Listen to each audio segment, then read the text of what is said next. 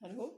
अभी पिछले वीडियो में हमने पढ़ा कि व्यवस्था के 4 चरण होते हैं, 4 अंग होते हैं। पहला है आयोजन, फिर संगठन, फिर योजना का क्रियान्वयन और चौथा है मूल्यांकन। अभी तक हमने योजना के बारे में जाना कि योजना क्या होती है। अब हम पढ़ेंगे कि योजना की विशेषता। योजना की क्या विशेषता है?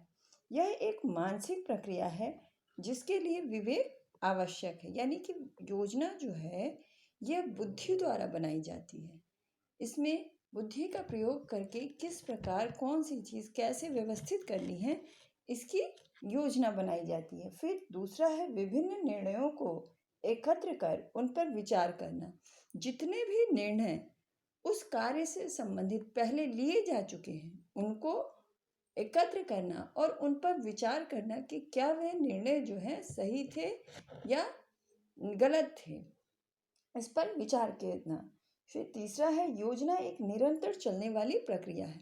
योजना जो है यह किसी कार्य को प्रारंभ करने से पहले ही बनाई जाती है और लक्ष्य भी प्रारंभ में बनाया जाता है। तो योजना जो है जब तक हम लक्ष्यों को प्राप्त नहीं कर लेते हैं तब तक निरंतर चलती रहती है। फिर काम को प्रारंभ करने से पूर्व बनाई जाती है। योजना जो है प्रायः जो है किसी भी कार्य को प्रारंभ करने से पहले ही उसकी पूरी योजना तैयार कर ली जाती है कि वो कार्य किस प्रकार करना है, कैसे करना है, कब करना है।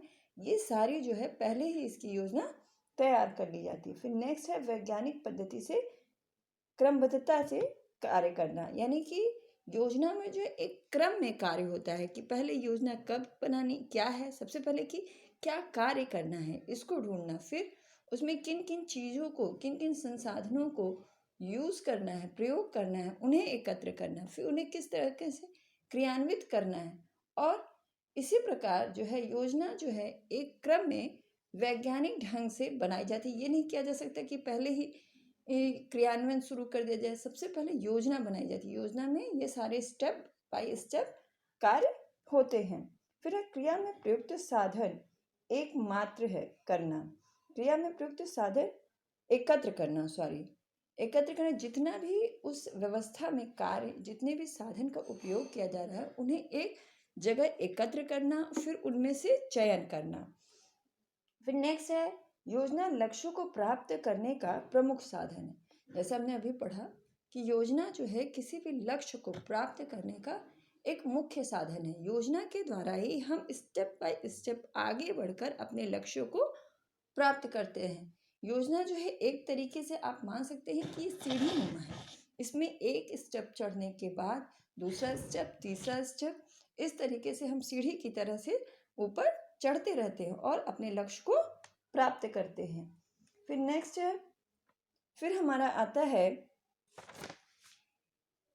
योजना की तकनीक। यानी कि किसी भी कार्य को करने के लिए, योजना बनाने के लिए एक विधि, उपयुक्त विधि का प्रयोग किया जाता है जिसे हम कहते हैं तकनीक।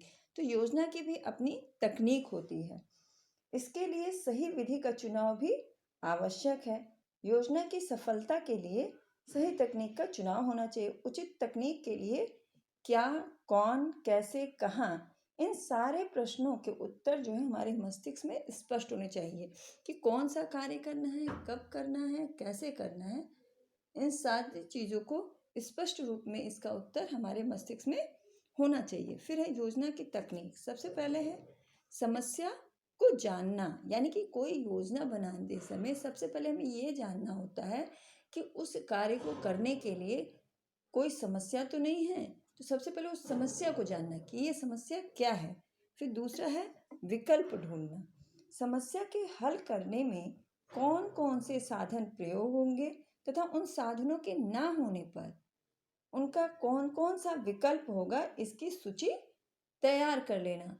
अगर हम कोई कार्य प्रारंभ कर रहे हैं उसमें जो जो संसाधन हम प्रयोग कर रहे हैं, बाय द वे कोई परिस्थिति ऐसी आ जाती है कि वो संसाधन हमें नहीं मिल पाता, तो उसकी जगह हम कौन सा संसाधन यूज करके, कौन सी वस्तु यूज करके अपना कार्य सही ढंग से पूरा कर सकते हैं, इसकी भी एक सूची तैयार कर लेना। फिर नेक्स्ट है समस्या के समाधान में विकल्पों के प्रयोग के महत्व पर विचार करना, यानी कि जब हमारे संसाधन नहीं होते, नहीं उपलब्ध हो पाते, उनकी जगह जब हम दूसरा विकल्प चुनाव करते हैं तो उन विकल्पों के चुनने से हमारी योजना पर किसी तरीके का कोई प्रभाव तो नहीं पड़ रहा, इसकी भी जानकारी प्रारंभ में ही प्राप्त कर लेनी चाहिए। फिर नेक्स्ट है अधिकतम उपयुक्त हल का चुनाव। जो बहुत सारे विकल्प हमारे सामने होते हैं, किसी मेन वस्तु या चीज़ के ना होने पर जब बहुत सारे विकल्प है तो उसमें से सही विकल्प का चुनाव करना भी योजना की तकनीक है कि अगर 4 विकल्प है तो उसमें सबसे उपयुक्त हमारी योजना के हिसाब से कौन सा ऐसा विकल्प है जो हमारे बजट में भी सही हो और जिसके यूज़ करने से हमारे कार्य पर भी कोई प्रभाव ना पड़े। फिर नेक्स्ट है जिम्मेदारी स्वीकार करना। जिम्मेदारी स्वीकार करने में है कि जिस समस्या के हल के लिए इतने परिश्रम से योजना बनाई गई है उसे दूसरों पर ना छोड़कर आवश्यकता अनुसार दूसरों की मदद लेकर उसे पूरा करने की जिम्मेदारी स्वयं स्वीकार करें, तभी योजना सफल होगी। यानी कि जो मैनेजमेंट है, जो मैनेजर है, जो उस पूरे कार्य को मैनेज कर रहा है, वे अगर कोई कार्य नहीं हो पा रहा है तो उसकी जिम्मेदारी स्वयं ले और स्वयं वो कार्य करे, दूसरों पे ना छोड़कर उसे स्वयं करे, दूसरों की मदद ले और उस कार्य को पूरा करे। फिर आता है हमारा योजना के प्रकार। योजना के प्रकार में है कि योजना जो है मुख्य रूप से 2 प्रकार की होती है, अल्पकालीन योजना और दीर्घकालीन योजना। अल्पकालीन योजना जो है यह स्पष्ट होती है, क्यों? क्योंकि ये छोटे समय अंतराल के लिए होती है। इस योजना को शीघ्र क्रियान्वित करना होता है, यानी कि ये 1 दिन, 2 दिन, 1 हफ्ते तथा 1 महीने के लिए बनाई जाती है। यह योजना वास्तविक होती है क्योंकि अल्पकालीन होने के कारण इसमें स्वप्न देखने के लिए समय नहीं होता, यानी कि बहुत लंबा समय नहीं होता है इसको क्रियान्वित करने के लिए। इसे तुरंत क्रियान्वित करना होता है, तो जो प्रेजेंट टाइम में आपके पास जो चीज़ें हैं उसी में आपको अपनी योजना को सफल बनाना होता है। जो संसाधन आपके पास प्रेजेंट टाइम में उपलब्ध है उसी में कार्य करके अपनी योजना को सफल बनाना होता है। हमारी अल्पकालीन योजनाएं ये निश्चित करती हैं कि निकट भविष्य में तत्काल व्यवस्थापन के लिए क्या करना चाहिए। हमारे साधनों विचारों में तत्परता की आवश्यकता होती है, यानी कि ये जो अल्पकालीन योजना है ये निश्चित करती हैं कि भविष्य में, जैसे अगर हमने 1 हफ्ते के लिए कोई व्यवस्था तैयार की, कोई योजना बनाई, उसमें किसी कारणवश कोई प्रॉब्लम आती है तो हम भविष्य में उस प्रॉब्लम को ध्यान में रखकर जो दीर्घकालीन योजना बनाते हैं उसमें इस चीज़ को ध्यान रखते हैं कि इस कारण से, इस निर्णय से हमें ये समस्या आई तो इसकी जगह हम दूसरा निर्णय ले लें। फिर आता है हमारा दीर्घकालीन योजना। दीर्घकालीन योजना के लिए भविष्य के इच्छित परिणामों की तस्वीर तैयार की जाती है, यानी कि दीर्घकालीन योजना जो है लंबे समय की योजना है, यानी बहुत लंबे समय, यानी बहुत दिनों बाद जो है इस योजना को क्रियान्वित होने का समय आता है। फिर उसके बाद है कि इसमें जो है व्यक्ति लक्ष्यों पर निर्भर करता है, यानी जो हमारे लक्ष्य होते हैं उन पर निर्भर करता है कि किस प्रकार से कार्य करना है। दीर्घकालीन योजना को पूरा करने के लिए उसे छोटे छोटे भागों में बांटना पड़ता है, जैसे वार्षिक सफाई, मासिक, साप्ताहिक तथा दैनिक। यानी दीर्घकालीन योजना को जो है पूरा करने के लिए अल्पकालीन योजना की सहायता लेनी पड़ती है। अल्पकालीन योजना कितने कितने समय के लिए होती है? 1 दिन, 2 दिन, 1 हफ्ता, 1 महीने तथा 1 महीने। और दीर्घकालीन जो है उन्हीं चीज़ों को जोड़ करके दीर्घकालीन योजना बनाई जाती है, यानी कि दीर्घकालीन योजना में छोटे छोटे भागों में बांट देते हैं। जैसे ये हो गया दैनिक, हो गया फिर साप्ताहिक, हो गया फिर मासिक, हो गया। अब इन सब को मिलाकर जो यहाँ पे हमारे लक्ष्य निर्धारित हैं, ये स्टेप बाय स्टेप चढ़ेंगे और ये जो है हमारे आखिरी का जो है ये प्राप्त करेंगे। ये जो आखिरी में हमारे लक्ष्य हैं इनको प्राप्त करेंगे। तो पहले दैनिक हम लोग पूरा करते हैं, दैनिक योजना, फिर इसी तरीके से दैनिक योजना पूरा करते करते साप्ताहिक योजना पूरा करते हैं, फिर साप्ताहिक योजना पूरा करते करते मासिक योजना पूरा करते हैं, फिर छमाही और फिर वार्षिक। ये वार्षिक जो है हमारा, ये क्या है, दीर्घकालीन योजना है। फिर आता है हमारा संगठन। संगठन में है कि योजना से जुड़े हर पहलू को संगठित करना, यानी योजना में जिन जिन संसाधनों का प्रयोग हो रहा है, जिन जिन व्यक्तियों का प्रयोग हो रहा है, उन सभी को एकत्र करना, यही क्या है, संगठन। फिर हमारी योजना में कौन से मानवीय और कौन से भौतिक साधन प्रयोग हो रहे हैं, उस योजना के क्रियान्वयन के कितने सदस्य भाग लग रहे हैं, यानी कि सबसे पहले कि हमारी योजना में कितने लोग शामिल हैं, 5 लोग, 10 लोग, 15, 20, कितने लोग शामिल हैं, कौन कौन से संसाधन शामिल हैं, उनको एकत्र करना, तथा प्रत्येक योजना में कितने लोग क्रियान्वित हैं, कितने लोग कार्य कर रहे हैं, उनको सम्मिलित करना ही क्या है, संगठन बनाना है। उन सबको एकत्र कर संबंधित व्यक्तियों को उनकी जिम्मेदारी सौंप देना, यानी कि अगर कोई संस्था है तो उसमें बहुत सारे डिपार्टमेंट होते हैं, छोटे बड़े कई डिपार्टमेंट होते हैं, हर किसी को उनकी जिम्मेदारी सौंप देना, ताकि वे जो हैं, ताकि उस संस्था में जुड़े प्रत्येक व्यक्ति, संस्था में जुड़े, ये संस्था है मान लीजिए, संस्था हो गई, और इसमें जुड़े जो प्रत्येक व्यक्ति हैं, इन सबको अपने अपने कार्य सौंप देना। और ये सबसे किससे जुड़े हैं, इस व्यवस्था से, इस योजना से। तो इन सबको इन योजना से लगाव जुड़ाव होगा और वे अपने कार्य सही ढंग से करेंगे। फिर आता है हमारा सबसे लास्ट मूल्यांकन। यह हमारा जो है योजना का सबसे अंतिम व्यवस्था का सबसे अंतिम चरण है। पहला क्या चरण था हमारा, योजना, दूसरा था संगठन, और तीसरा है हमारा मूल्यांकन। तीसरा है हमारा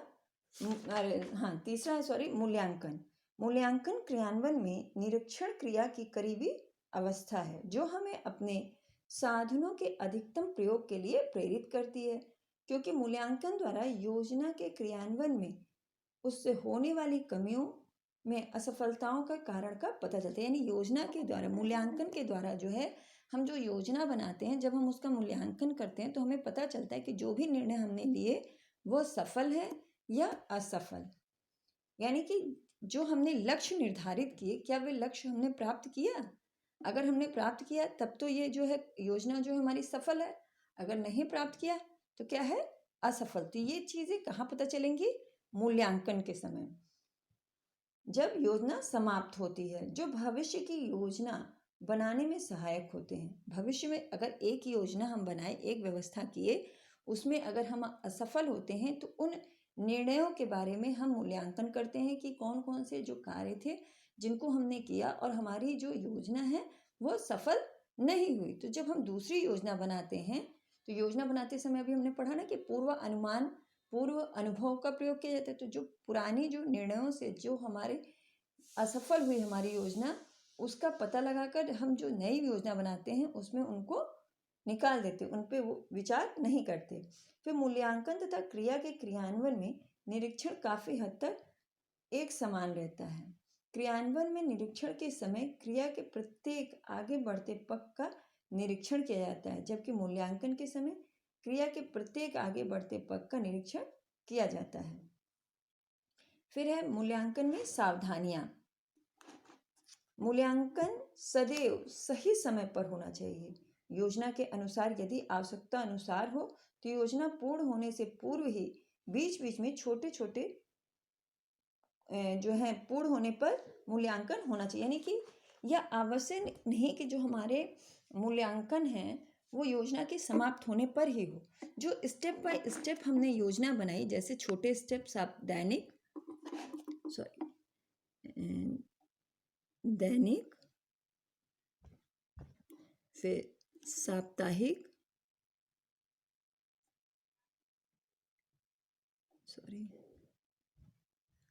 साप्ताहिक, फिर मासिक, और फिर वार्षिक, ये ऊपर की तरफ होता है, ठीक है। ये और ये हमारे लक्ष्य हैं। तो योजना जो है ये क्या हो गई, अल्पकालीन योजना। दैनिक, साप्ताहिक, मासिक, वार्षिक, ये क्या है हमारी अल्पकालीन योजना। ये वार्षिक जो है हमारा ये दीर्घकालीन योजना है। तो अगर हम प्रतिदिन मूल्यांकन करते चलते हैं तो दैनिक में अगर हम असफल हैं तो जो साप्ताहिक योजना हम बनाएंगे तो उसमें उन चीज़ों को ध्यान में रखेंगे कि किन वजहों से हम दैनिक योजना में असफल हुए, तो उनको साप्ताहिक योजना में बनाते समय ध्यान रखें कि ये चीज़ें ना हो, ये गलतियाँ दोबारा ना हो। तो इसलिए मूल्यांकन जो है सदैव छोटे छोटे स्तरों पर भी किया जाए तो अच्छा है। तो इस प्रकार हमारी व्यवस्थापन वाली जो है चैप्टर वो ख़त्म होता है।